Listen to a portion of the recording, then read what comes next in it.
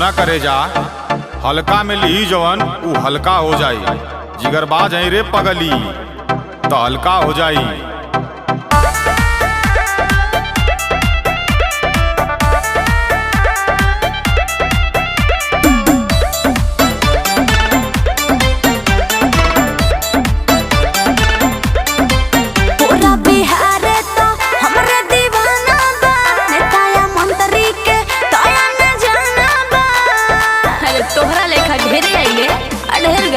आनंद के बेवरा ना तू बतावा हो, मारा ठुमकाया कहमर हिलावा